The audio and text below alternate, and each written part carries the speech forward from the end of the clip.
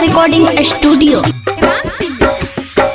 पूरब दिशा से चलल बेटी के बाबू, पूरब दिशा से चलल बेटी के बाबू, दुल्हा के लगन चढ़ावे जी, दुल्हा के लगन चढ़ावे जी। पूरब दिशा से चलल बेटी के बाबू, पूरब दिशा से चलल बेटी के बाबू, दुल्हा के लगन चढ़ावे जी।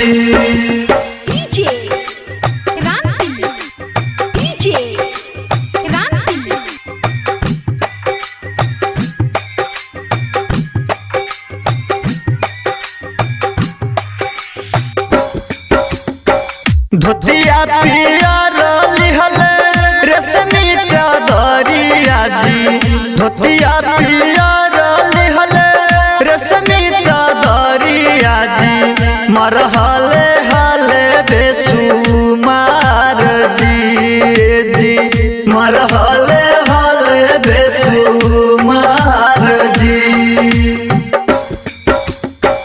पूरब दिशा से चलल बेटी के बाबू, पूरब दिशा से चलल बेटी के बाबू, दुल्हा के लगन चढ़ावे जी।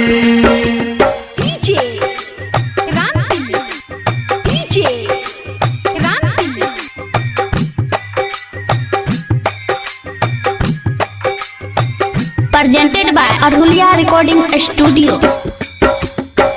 अपनी महलिया से निकले बेटा के दादा, अपनी महलिया से निकले बेटा के दादा, मन मारहत मुस्कात जी, मन मारहत मुस्कात जी।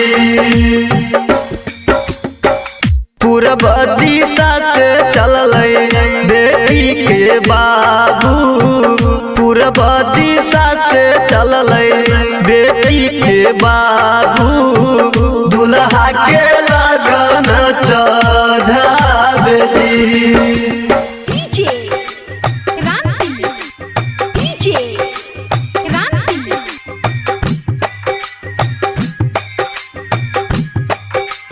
Presented by Aruliya recording studio.